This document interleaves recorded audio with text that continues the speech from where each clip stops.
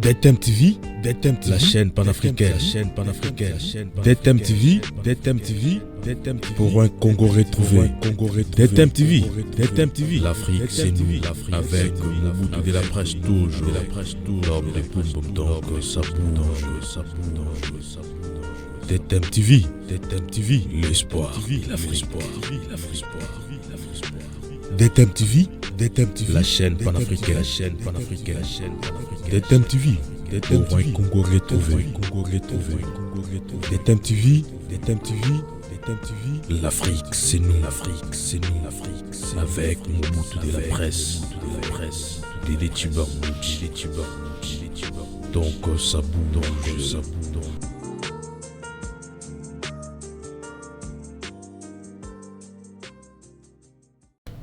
Parlons un peu de la spiritualité africaine. Étant congolais, nous avons notre système de prière. Comment nos ancêtres priaient avant l'arrivée de l'homme blanc, qui est le Belge, qui était venu pour coloniser nos arrière-grands-pères, et comment nos ancêtres priaient à cette époque-là, avant leur arrivée? Non seulement nos ancêtres priaient, mais comment est-ce que nos ancêtres ont interprété Dieu, ou compris ce que nous appelons Dieu? Et là, on ne peut pas le dire en peu de mots, parce que ça serait toute l'histoire de la pensée théologique et de la pensée philosophique de l'Égypte pharaonique. Ce qu'on peut dire est que tout ce que nous sommes en train de raconter aujourd'hui, ou ça viendrait de la Bible, ou que ça viendrait du christianisme, ou de ceci, de cela, tout ce que nous croyons être bon aujourd'hui, ça ne vient pas de la Bible. Ça ne vient pas de Jésus. Ça ne vient pas d'une révélation de Dieu, comme on le dirait, à condition de placer cette révélation sous la main ou dans la bouche des auteurs de l'Égypte pharaonique. Sinon, on devient ridicule. Donc, quand on vous dit l'amour est important, la justice est importante, c'est le fondement de la société, vous le savez, 4000 ans avant qu'on ait écrit une seule ligne de la Bible. Pourquoi maintenant je dois, quand je parle de l'amour, quand je parle de la justice, quand je parle de la...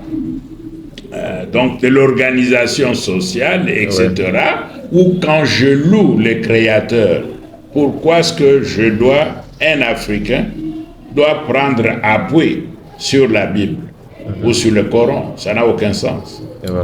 Parce ce qu'il cite là comme texte, ce sont les textes de ses ancêtres. Donc l'homme blanc a triché chez l'homme noir. Ils ont copié. Et là où ils deviennent malhonnêtes, c'est de tenter de nous convaincre que ce qu'ils disent là, que c'est neuf, etc. Il n'y a rien de neuf. Vous voyez, je porte la croix de la vie éternelle. Mais aussi c'est la croix de l'amour, de Dinanga, de Dikonga. Au fond, c'est ça les symboles qui montrent même le nom Congo. Tout ça, 4000 ans au moins avant Jésus-Christ, on les savait, alors que les évêques maintenant portent des croix là en grand pour donner les preuves. Oh, Jésus-Christ, ça n'a rien à voir avec Jésus-Christ. Ça, c'est le symbole et la preuve historique contraignante de l'impact de l'Afrique sur le monde, dans le monde. Et c'est ça le symbole de notre spiritualité. La preuve que nous savions que la vie est éternelle et que les hommes vivaient avec ce vœu-là de vivre éternellement et que la mort n'est pas la fin de tout. Donc l'Africain n'a pas besoin, je le dis bien, l'Africain n'a pas besoin de Coran, l'Africain n'a pas besoin de Upanishads. De la Bible. L'Upanishad n'a pas besoin de la Bible, comme le Chinois n'a pas besoin de la Bible, comme l'Indien n'a pas besoin de la Bible, l'Africain n'a besoin ni de la Bible ni du Coran. Mais il est l'inspirateur de la Bible et du Coran. Et par rapport, vous avez évoqué les cas de Jésus.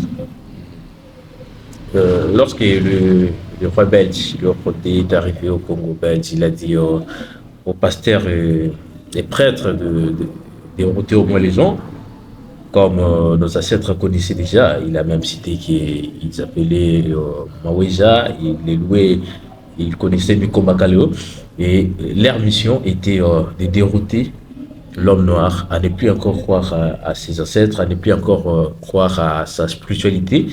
Et aujourd'hui, comment faire revenir notre système? Il faut s'aimer soi-même. Le noir, ou la plupart des noirs, ne s'aiment pas. Oui. N'aiment rien d'eux-mêmes, pas même leur propre pays. Rares sont de noirs qui peuvent mourir pour leur pays. Oui. Rares sont de Congolais qui peuvent mourir pour le Congo. Ils ne sont pas des Wazalendo, pour utiliser un terme qui est actuellement en vogue. Or, les autres sont là, ils sont prêts pour mourir pour leur Dieu. Voilà. Quand on dit mourir pour Dieu, c'est-à-dire mourir pour leur conception de Dieu.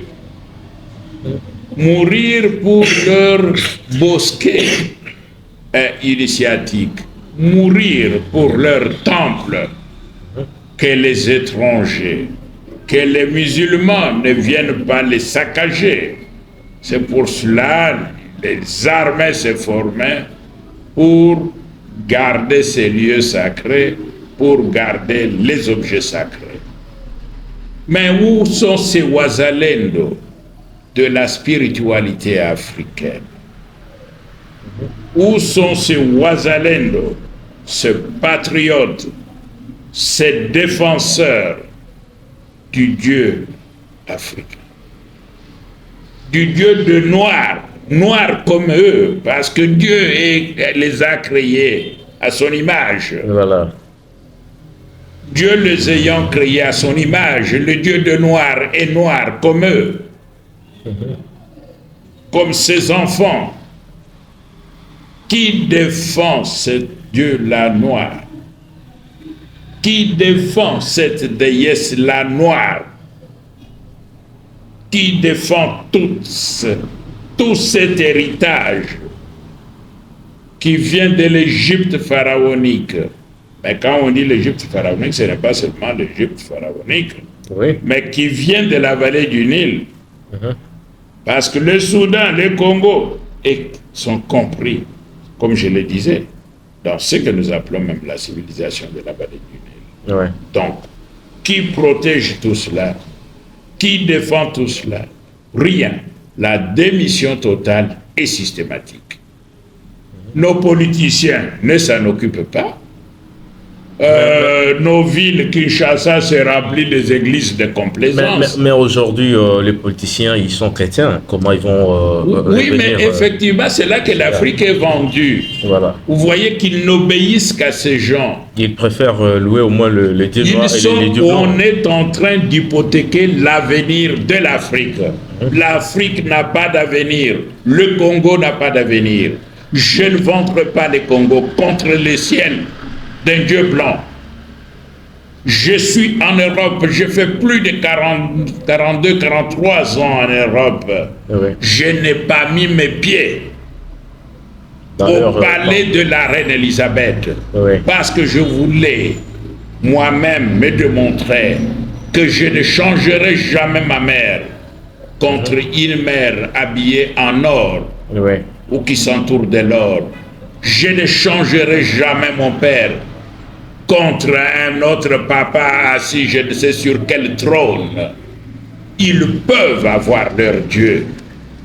Qu'ils aillent dans leur ciel, qu'ils se mettent à côté d'eux, qu'ils lui chantent leur propre cantique.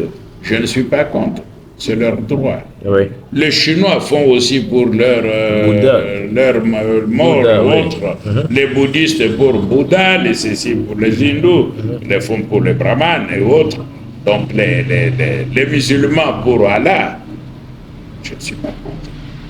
Mais c'est leur vie, c'est leur culture. Vous savez, c'est quand on dit les musulmans, les arabes le font, c'est à la fois leur spiritualité, Et leur leur culture. culture, oui, voilà, surtout ça.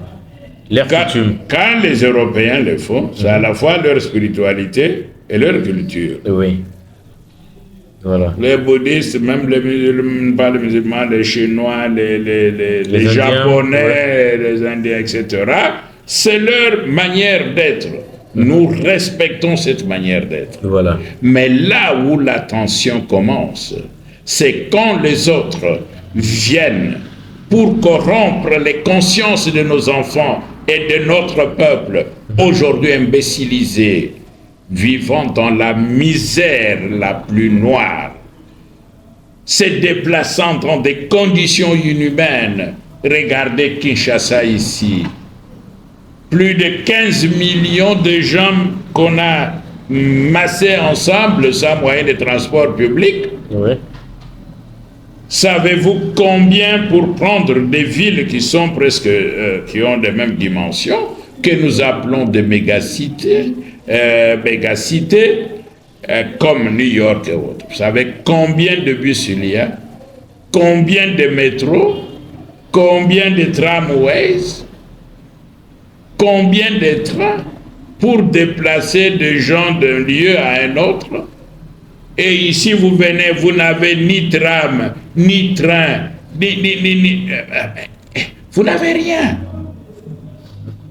Vous mettez les gens dans des taxis-bus médiocres et vous dites là où on va prier. Allez prier prier quoi? Mettez d'abord les gens dans de bonnes conditions de vie. Oui. Dieu vous a donné l'intelligence. Il vous a donné les richesses incroyables pour acheter les trains, pour acheter des tramways, pour fabriquer des bus, créer des routes, les macadamiser, enlever la saleté, vivre comme si vous étiez au ciel. Ça, le Congo, c'est le paradis. L'Afrique, c'est le paradis. Et au lieu de jouir de ce paradis, je ne sais même pas si au-delà, il y a un monde si beau, plus beau que le Congo, après la mort. Ben, il y a des gens qui espèrent aller mieux vivre au ciel, comme leurs pasteurs leur disent, toujours de croire après la mort, il y a encore une vie. Je ne crois pas qu'il y a les diamants, l'or, les coltans et ceci, de tout cela, des arbres, des palmiers, des bananiers, bien sûr, dans la conception bantoue de l'au-delà. Nous appelons l'au-delà le village de bananes et de bananes de toutes sortes, et qu'il y a de palmiers et qu'on peut se mettre sous les palmiers célestes, etc. Dans beaucoup de prières, on trouve cela. Mais ce qu'on dit là, on n'a pas à attendre ça après la mort. Oui. Ça, c'est la vie qu'on a connue sur la terre. Donc, Nous avons ce palmier, nous avons ce bananier, nous avons tout. parler des paradis ou espérer une belle vie après la mort, donc ce n'est que des faussetés que les Blancs... Ce sont des faussetés et c'est aussi même les signes, moi j'appelle ça, c'est l'abrutissement du peuple. Oui. Parce que les rêves même qu'ils vous donnent là restent en deçà de leurs conditions de vie. Voilà. Qu'est-ce que je vous ai dit par là? La façon dont les Européens vivent aujourd'hui dépasse les rêves, dépasse la réalité que les Africains rêvent comme étant le paradis après la mort. Je ne sais pas si mais oui, cela veut dire qu'ils sont dans de belles conditions, ils vivent mieux. Oui, ils vivent sur mieux. terre, mais et n'est pas espérer aller au ciel, mais ils disent ça qu'aux Africains de croire et accepter la mort. Vous n'aviez pas demandé de naître, ne cherchez pas non plus à compliquer les histoires, comme si vous vouliez maintenant dire parce que nous n'avions pas demandé de naître. Maintenant, nous allons décider. Vous n'aurez pas la conscience de votre identité terrestre dans l'au-delà. Ouais. Je ne crois pas. Ici, peut-être c'est une impression personnelle. J'ai perdu tant d'amis, de collègues, sans compter des membres de la famille. Ces gens qui se sacrifiaient pour moi, pensez-vous qu'ils resteraient silencieux après leur mort et ne s'occuperaient pas de moi? Ils vont veiller sur vous-même au-delà. Voilà, si vous croyez que la mort n'est pas la fin de tout, comment pouvez-vous vous imaginer que vos propres mères, vos grands-mères, vos grands-pères, vos pères, vos sœurs, vos propres enfants qui sont partis ne peuvent pas vous aider? Il faut toujours aller chercher des magies là auprès de leur grand-grand-grand-père parce que Dieu c'est leur arrière-grand-père. Oui, mais ces gens, il y a beaucoup de pasteurs qui disent qu'ils croient aux ancêtres, c'est du fétichisme, c'est faire des cliquis, bon, ils disent trop sur la spiritualité africaine en croyant sur les aïeux. Pour eux, ils ne croient pas. Je m'excuse d'utiliser les termes. Oui. Il y a de malades mentaux qui s'expriment de cette façon-là. Voilà. Je ne crois pas. Oui, effectivement, on entend ça chaque jour. Je l'appelle holanguisme. Qui censé la maman Olanga, je crois, qui prêchait des choses pareilles dans les temps. Mais il y a beaucoup d'autres personnes obnubilées par des loges, des sectes des Américains et des Européens, des Miropa, qui tiennent ce discours en folie là. Ça, c'est ce qu'on appelle des discours en folie. Oui. On peut me dire de la religion, de la religiosité de la folie. Et ce qu'ils disent n'a rien à voir avec la religion, parce que ce sont des folies. Voilà.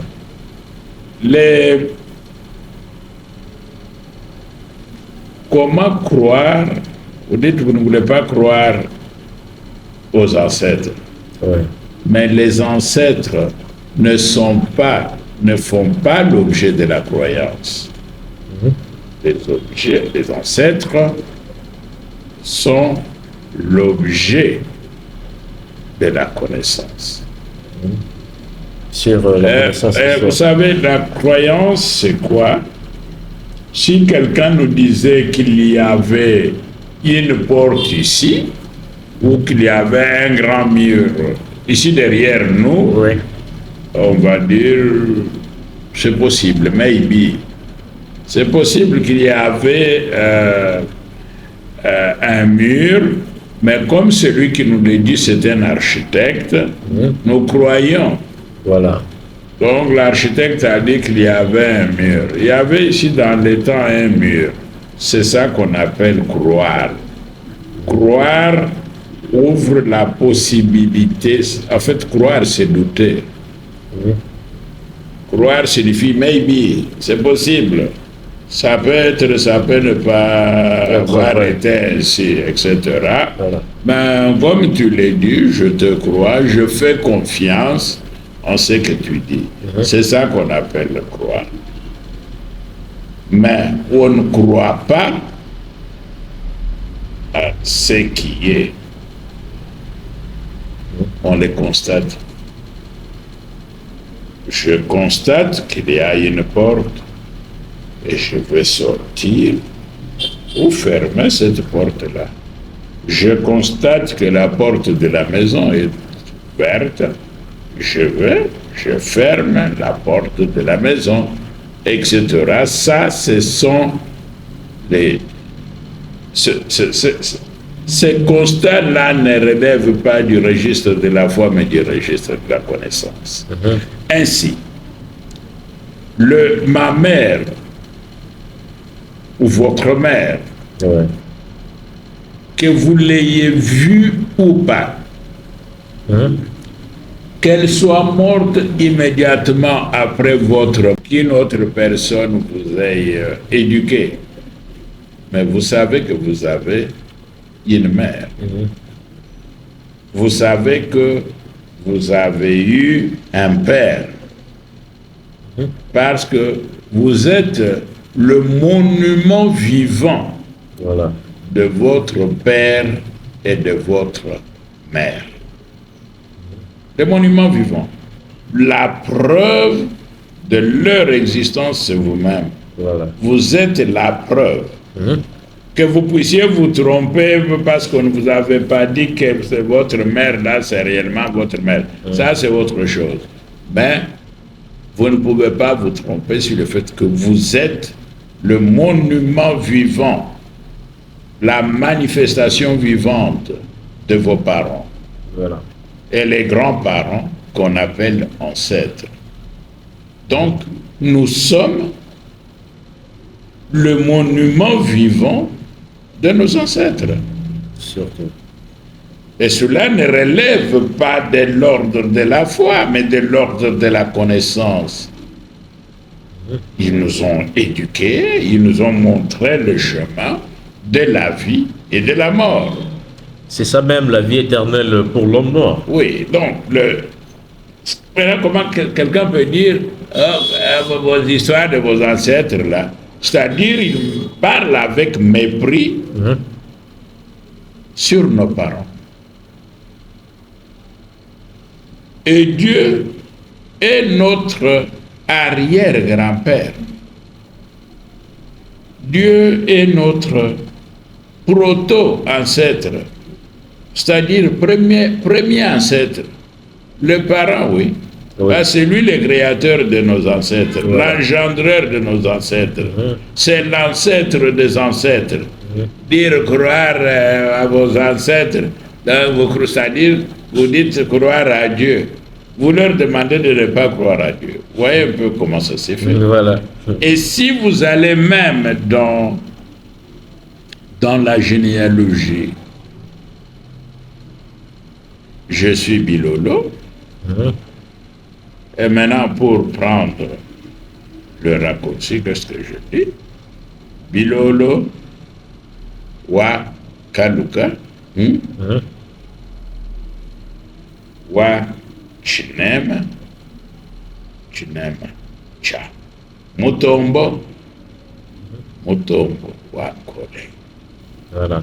D'autres disent Bilolo wa Kaluka, wa Kabiye, non, wa Chinema, te Kabiye, Mutombo, wa Kole, wa Bende, wa Vikimungu. Ça, c'est presque la généalogie de tous les Chaka. Ça commence par Maweja, Vidimukulu, Chakabana. Et puis vient donc les Bende. Et puis vient Kole. Kole engendre Muyembi. Pour les Song, par exemple. Oui. Et puis engendre aussi Mutombo. Il y a des gens qui ajoutent Chimanga, qui doivent payer des enfants, ça c'est aussi pensable. Donc des choses d'où se rattache aux généalogies. Donc, je suis Bilolo wan kole wa bende wan vidimukulu. Je suis Bilolo wan vidimukulu. Vidimukulu, c'est ça que vous dites Dieu.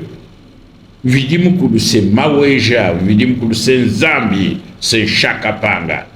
Donc, ma généalogie, je dérive directement de celui que vous appelez Dieu. Voilà. Donc, de Chakapa, créateur de tout. Ma ouais. Généalogie est directe. Votre généalogie est directe. Une relation de filiation directe qui n'a besoin ni de Jésus, ni de n'importe quel prophète. On n'en a pas besoin. Il n'y a rien d'occidental qui serait nécessaire dans ma généalogie et qui serait même nécessaire à mon avenir. C'est pour cela que je dis, par exemple, qu'après ma mort, il ne faut pas venir avec toutes ces bêtises-là. Je n'en ai pas besoin en tant que fils de Dieu. Qui me voit, voit mon Père. Voilà. Qui me voit notre proto-ancêtre. Qui me voit Nkolé. Qui me voit Mouyembi. Qui me voit ceci, qui me voit les Mbouyi. Je parle des Mbouyi parce qu'il semblerait que Nkolé aurait eu une fille qui s'appellerait Mbouyi. Oui. Et c'est Mbouyi, par exemple, qui aurait donné naissance au Bakongo, au Pende, au Yaka, au Luba, etc. Oui. Donc, déjà, vous voyez que si vous découvrez, vous reconstruisez la généalogie, vous allez reconstruire la nation et vous allez reconstruire l'Afrique.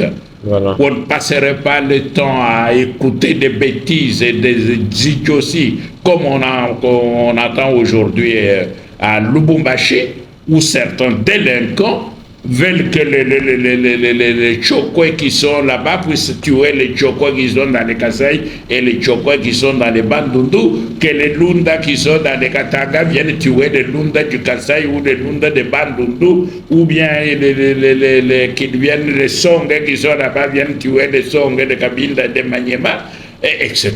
Ça, c'est ce qu'on appelle l'abrutissement collectif de l'homme noir. Donc, si nos peuples, si donc mes amis, maintenant je m'adresse à eux, oui, qui sont dans le Shaba, les Shaba de Lunda, les Shaba de Bemba, les Katanga, donc de Kidem, d'ailleurs le mot même Katanga n'existait même pas. Disons, la zone sud de Matamba et de toutes les populations de Matamba qui sont restées un peuple et qui sont partout. Que quelqu'un vienne parce que les Européens auraient créé à un certain moment. Je dis bien à un certain moment, oui, parce qu'après 1924, qu'on a fait la subdivision là, de 4 provinces à un certain moment, puis 6 provinces. C'est à ce moment-là qu'on a inventé le terme même de province de Katanga. Oui. Donc c'est les districts qu'on avait dans le temps ne faisaient pas ces distinctions. Mais comment dépasser ce genre de bêtises? C'est quand vous découvrez vos ancêtres, quand vous reconstruisez la généalogie, en ce moment-là, vous découvrez que le grand Mwatayabu vous unit tous, que les anciens Kassongolunda, donc les Kassongo Nyembwe et autres, et que les Mouyembi vous unissent, que c'est Nkole vous unissent, etc. Donc, l'enseignement de notre histoire, oui, parce que les ancêtres sont les Bakoulou, oui, les Bakoulou sont les anciens, les Bakolo, les anciens. Nous sommes dans leur continuité. S'ils nous ont transmis les flambeaux de la vie, mais pas seulement de la vie biologique végétative, mais les flambeaux de la culture, et les flambeaux de la spiritualité, le flambeau de notre dignité, que nous devons aussi transmettre aux générations futures. Ouais. Alors là, on ne peut pas laisser que quelqu'un vienne que je suis pasteur et raconte n'importe quoi.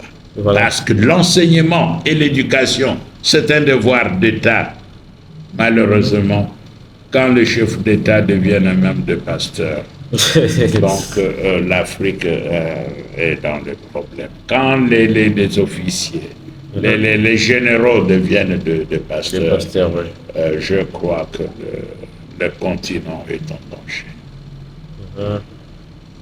Nous sommes presque à la fin. Professeur Bilolo Mubabine, quel est votre dernier mot pour dire à ceux qui nous suivent de partout? J'ai sali Chad Moukalenga depuis Hollande, pourquoi pas Kapouya Chouma qui est en Israël, et Bédou et Touaba qui est au musée Loubafone, là du côté Yolo. Et quel est votre dernier mot? Nous sommes presque à la fin de notre échange d'aujourd'hui. Vous avez oublié donc Monsieur Lobola, Oui. ainsi le Chenouti Lobola, Voilà. ainsi que le Chenouti Mazama, Ama Mazama, et puis notre DIRCAP de l'Intérieur. Vous savez de qui je parle, du ministère de l'Intérieur, etc. Ils sont nombreux. Oui. Les Ouazalendo africains, Oui. panafricains, le défenseur de l'homme noir. Oui. Mais le terme même défenseur a quelque chose de péjoratif. Ils ne sont pas. Ils sont ceux qui font de recherche sur l'histoire, sur la spiritualité africaine, sur la civilisation africaine et qui mettent en évidence la grandeur de l'homme noir, la grandeur de la civilisation nègre, et qui mettent en évidence notre spiritualité, notre dignité et interpellent donc la communauté noire à revenir sur elle-même. Voilà. Parce qu'elle a une grande responsabilité historique. Ouais. Quand je dis que vous avez des documents de 4000 ans avant une seule ligne de la Bible, vous savez, le président de la République était en Égypte. Il s'est fait photographier devant les pyramides. Oui. Donc quand je dis 3000 ans avant Jésus-Christ, ceci, cela, il comprend. Voilà. Il a vécu, il a lui-même des images de ce monument historique de nos ancêtres. Ce ne sont pas des mythes qu'on raconte, et je crois que nous pouvons et nous allons.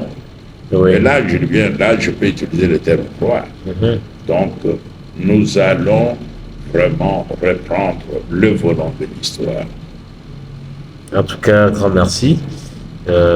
Merci à vous qui nous ont suivis de partout. Je sais, vous êtes tellement nombreux, vous citez tous, je ne crois pas que nous allons finir aujourd'hui, mais que le bon Dieu de nos ancêtres vous garde en bonne et due forme et me veut le meilleur pour une nouvelle année de 2024 qui commence. Alors, restez surtout.